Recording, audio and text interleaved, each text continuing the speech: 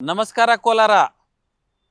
ಇವತ್ತು ಕೋಲಾರದ ಕೋಮಲ್ ಡೈರಿಯಲ್ಲಿ ಕಳೆದ 3-4 ದಿನಗಳಿಂದ ಹೋಮ ಹವನಗಳನ್ನು ನಡೆಸ್ತಾ ಇದ್ದಾರೆ ಗುಪ್ತವಾಗಿ. ಕಾರಣ ಏನು ಅಂತ ನಾನು ಹೇಳಕ್ಕೆ ಇಷ್ಟಪಡ್ತಾ ಇದ್ದೀನಿ. ಗೋಪಾಲ್ ಮೂರ್ತಿಯವರು ಈ ತಿಂಗಳ ಕೊನೆಯಲ್ಲೇ ನಿವೃತ್ತಿ ಆಗ್ತಾ ಇದ್ದಾರೆ.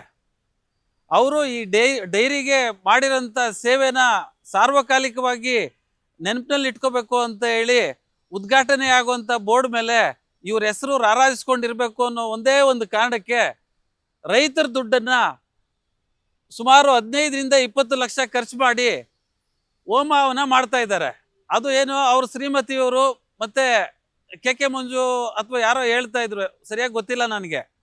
ಒಬ್ಬ ನಿರ್ದೇಶಕರು ಮತ್ತೆ ಕೆ ಮಂಜು ಅವರ ಶ್ರೀಮತಿಯವರು ಇದು ಇವರು ಸ್ವಂತ ಮನೆ ಅಥವಾ ಸ್ವಂತ ಆಸ್ತಿಗೆ ಪೂಜೆ ಮಾಡೋ ಥರ ಮಾಡ್ತಾ ಇದ್ದಾರೆ. ಅದು ಶತ್ರುನಾಶ ಹೋಮ ಅಂತೆ. ಇವ್ರಿಗೆ ಅದು ಯಾರು ಶತ್ರುಗಳಿದ್ದಾರೆ ಅಂತ ಗೊತ್ತಿಲ್ಲ.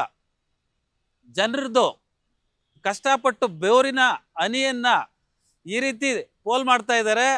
ಆಮೇಲೆ ಇದ್ರ ಜೊತೆಗೆ ಕೋಲಾರದಲ್ಲಿ ನೂತನವಾಗಿ ಆದಿತ್ಯ ಬಿರ್ಲಾ ಫ್ಯಾಷನ್ ಅವರ ಬ್ರಾಂಡೆಡ್ ಲಿನನ್ ಕ್ಲಬ್ ಮಳಿಗೆ ಪ್ರಾರಂಭವಾಗಿದ್ದು, ಉತ್ತಮ ಗುಣಮಟ್ಟದ ಬಟ್ಟೆಗಳ ಜೊತೆಗೆ ಫ್ಯಾಷನ್ ಡಿಸೈನರ್ ಹಾಗೂ ಟೈಲರ್ಗಳು ಸ್ಥಳದಲ್ಲೇ ಬಟ್ಟೆಯನ್ನ ಸ್ಟಿಚ್ ಮಾಡಿಕೊಡುತ್ತಾರೆ.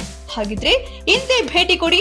ವಿಳಾಸ ಭೈರೇಗೌಡ ನಗರ, ಬೆಮ್ಮಲ್ ಲೇಔಟ್, ಕೋಲಾರ ಬಂಗಾರಪೇಟೆ ಮುಖ್ಯ ರಸ್ತೆ, ಕೋಲಾರ ಟೌನ್. ಮಾನ್ಯ ಮುಖ್ಯಮಂತ್ರಿಗಳದ್ದು ಕರೆಸಿ ಆ MVK ಡೈರಿ ಇನ್ನೂ ಕನಿಷ್ಠ ಅಂದ್ರೂ 1 ವರ್ಷ ಮಾಡುವಂತ ಕೆಲಸ ಬಾಕಿ ಇದೆ.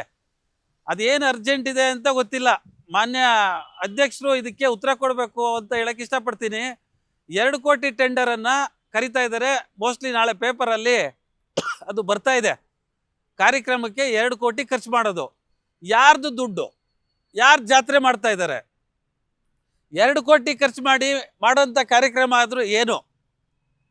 ಇದು ಯಕ್ಷ ಪ್ರಶ್ನೆ.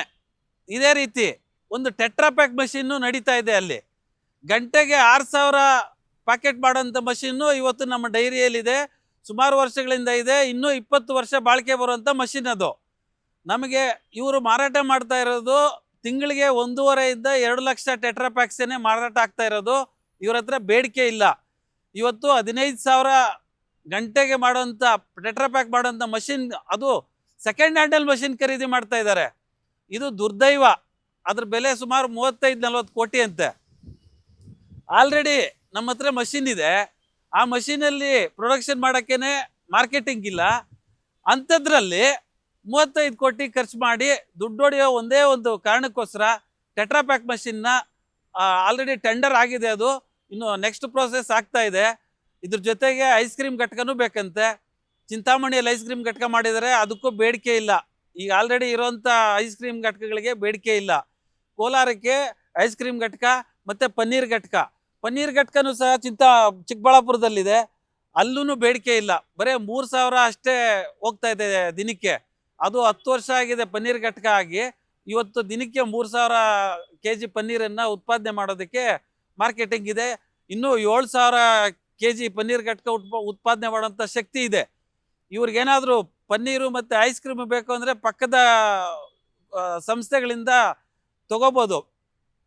ಅದನ್ನು ಇವ್ರು ಮಾಡ್ತಾ ಇಲ್ಲ. ಏನಾದರೂ ಮಾಡಬೇಕು, ಜನರದ್ದು ದುಡ್ಡನ್ನ ಖರ್ಚು ಮಾಡಬೇಕು, ಸಾಲ ಮಾಡಬೇಕು, ಇವರು ದುಡ್ಡು ಹೊಡಿಬೇಕು, ಕಿಕ್ ಬ್ಯಾಕ್ ಹೊಡಿಬೇಕು. ಅದೊಂದೇ ಇವರ ಮೂಲ ಉದ್ದೇಶ ಸರ್. ದಯವಿಟ್ಟು ಇದಕ್ಕೆ ಸಂಬಂಧಪಟ್ಟವರು, ಅಧ್ಯಕ್ಷರು ಮತ್ತು ನಿರ್ದೇಶಕರು ಅದು ಏನು ಮಾಡ್ತಾ ಇದ್ದಾರೆ ಅಂತ ಗೊತ್ತಿಲ್ಲ. ಅಲ್ಲೇ ಪಾಲು ಇವ್ರಿಗೆ ಸರಿಯಾಗಿ ಹೋಗ್ತಾ ಇದೆಯೋ ಏನೋ ಗೊತ್ತಿಲ್ಲ. ಅದಕ್ಕೆ ಸುಮ್ಮನಿದ್ದಾರೆ. ನಾವು ಆಲ್ರೆಡಿ KMF ಅವ್ರ ಗಮನಕ್ಕೆ ತಂದಿದ್ದೀವಿ. ನಾಳೆ ನಾಡಿದ್ರಲ್ಲಿ ಮಾನ್ಯ ಸುರೇಶ್ ಸಾಹೇಬ್ರ ಹತ್ರನೂ ಹೋಗ್ತಾ ಇದ್ದೀರಿ. ಇದ್ರ ಬಗ್ಗೆ ಒಂದು ಮನವಿ ತಗೊಂಡು ಒಂದಷ್ಟು ಜನ ಸೇರ್ಕೊಂಡು ಹೋಗಿ ದೂರನ್ನ ಕೊಡ್ತಾ ಇದ್ದೀವಿ ಸರ್. ಇದನ್ನೆಲ್ಲ ತಡೀರಿ ಅಂತ. ನಮಸ್ಕಾರ.